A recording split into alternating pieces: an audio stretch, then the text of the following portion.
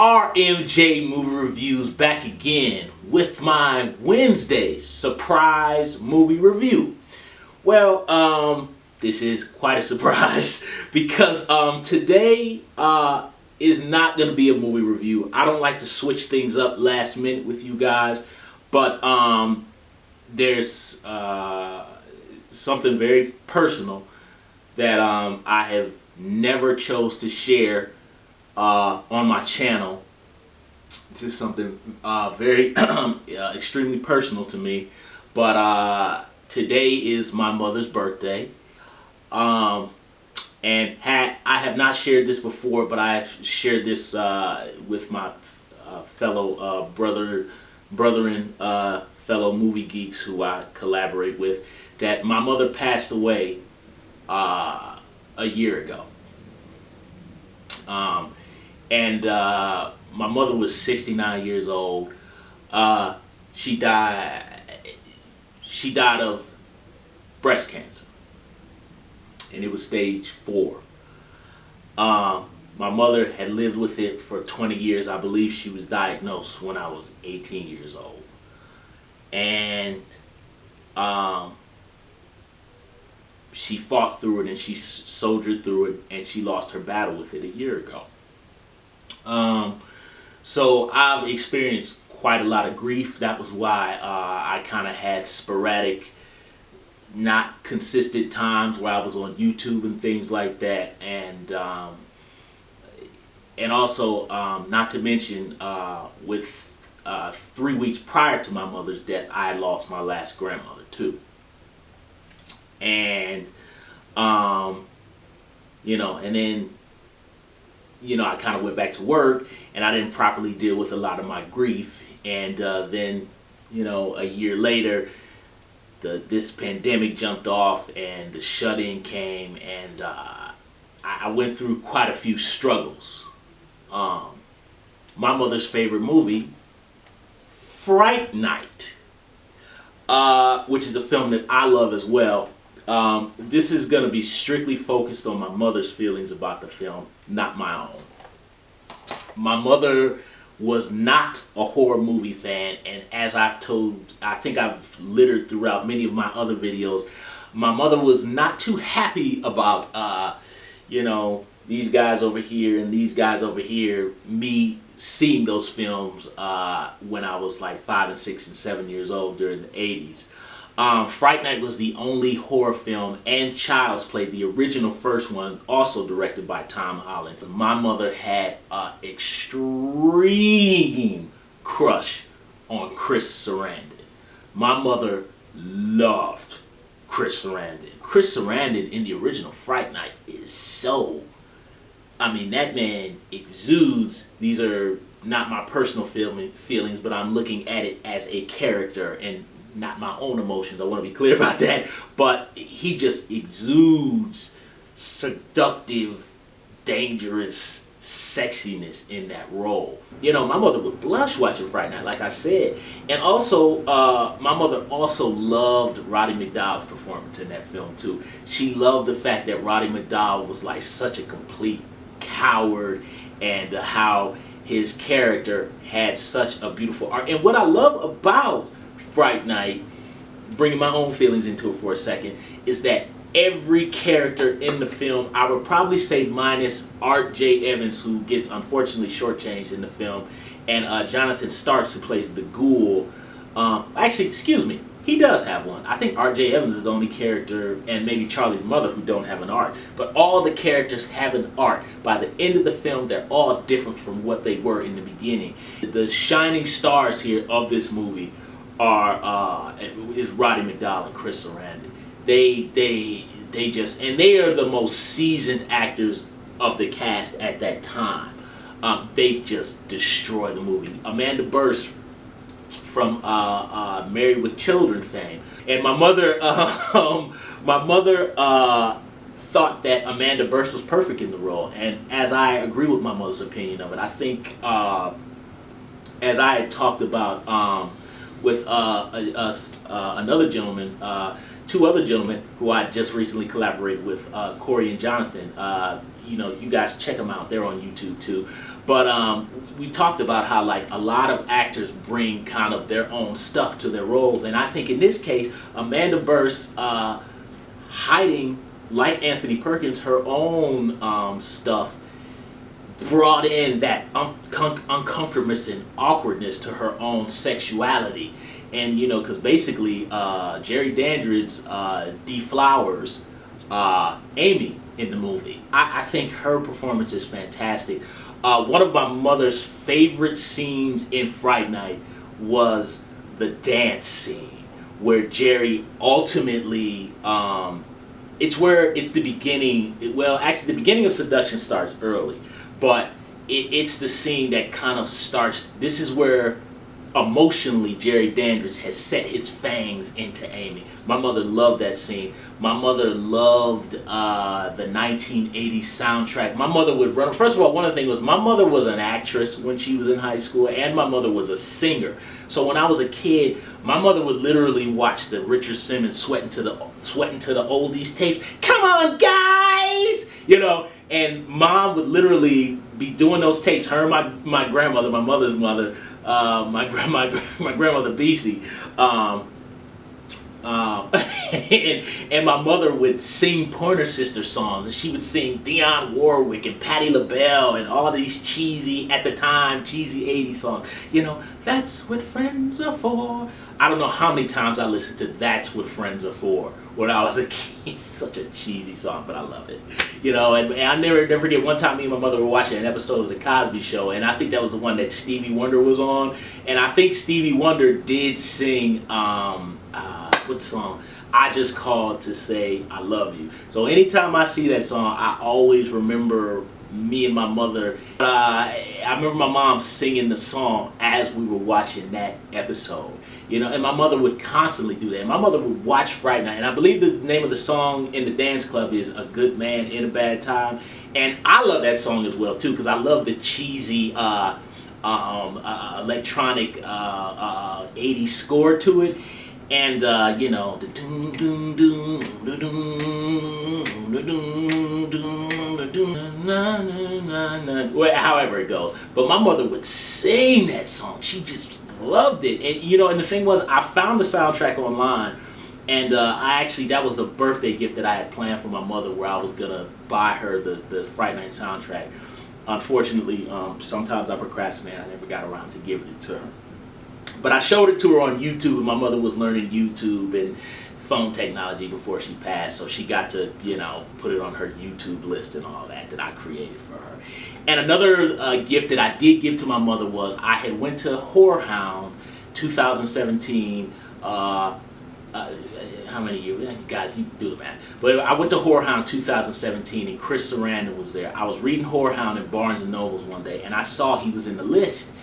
And I had never gone to a convention before. I'm not into the conventions now. I'm gonna go to them more and frequent them because I think it's just fun, and I should just do that because I'm a movie buff.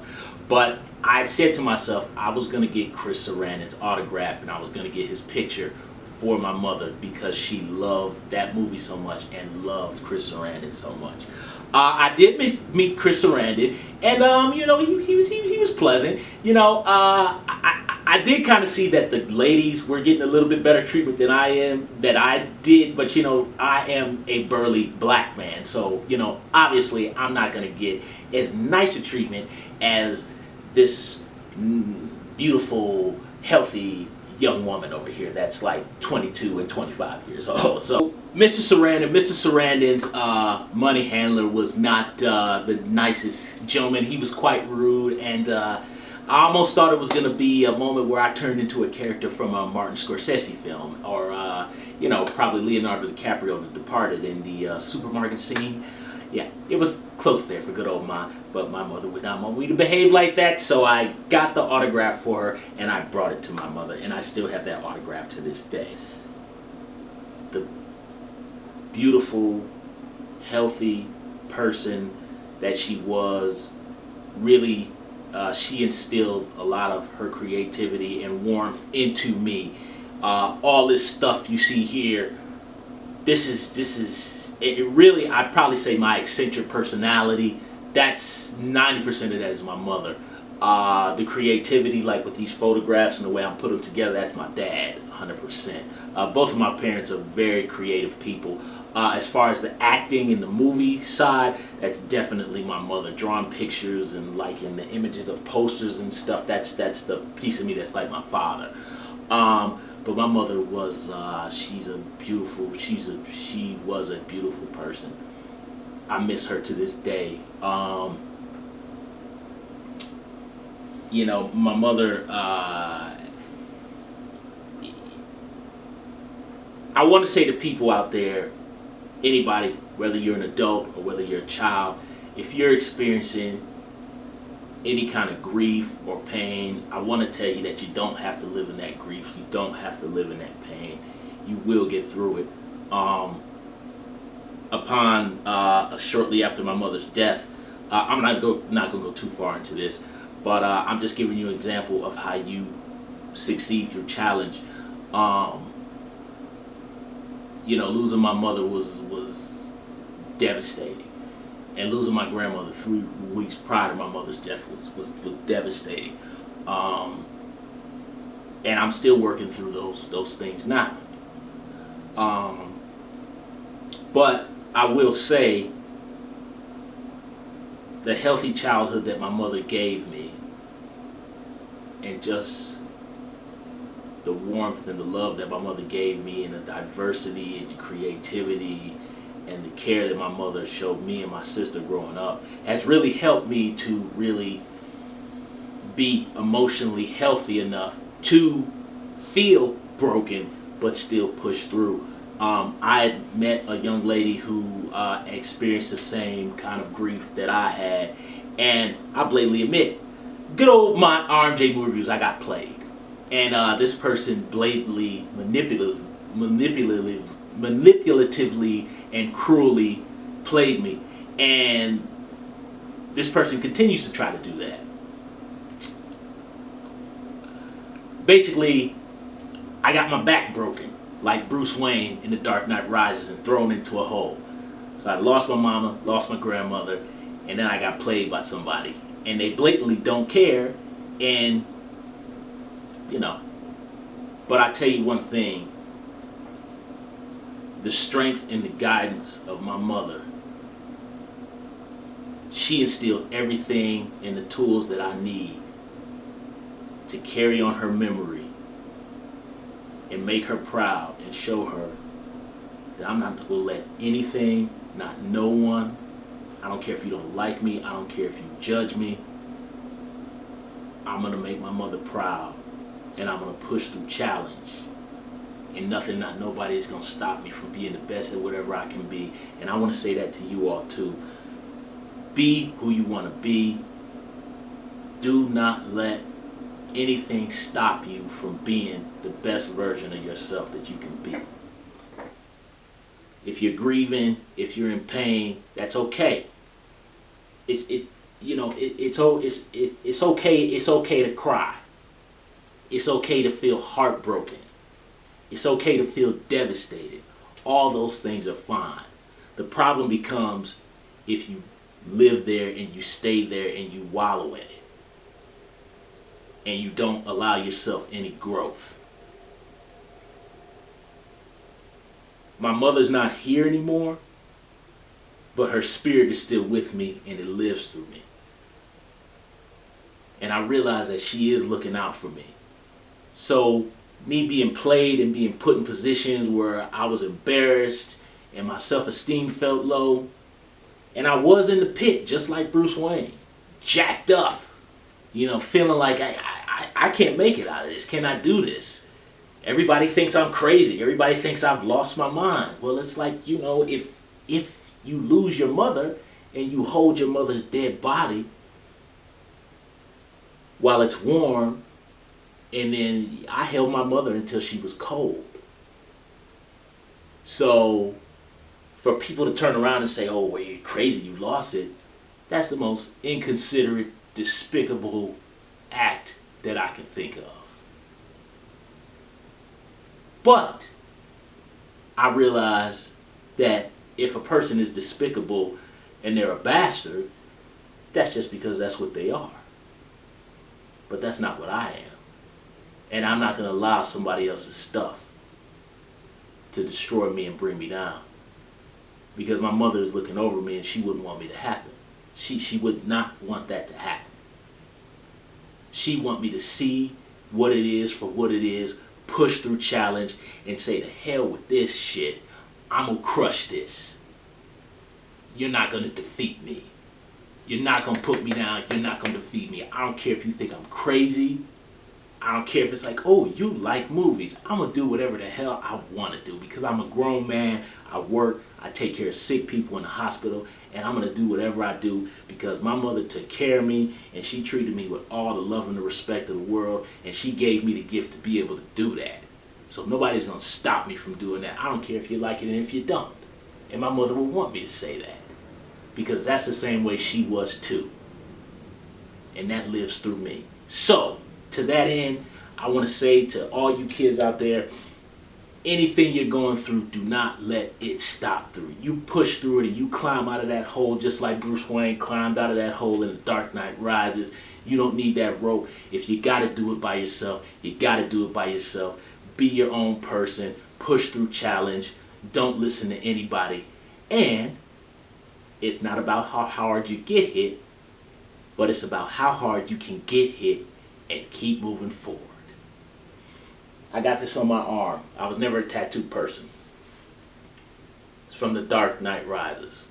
Why do we fall? To pick ourselves back up. RMJ Movie Reviews. I'm coming back Saturday with my review of Twins. Hit the bell, subscribe to the channel, share the video, leave comments down below. Happy birthday, Mom. I love you.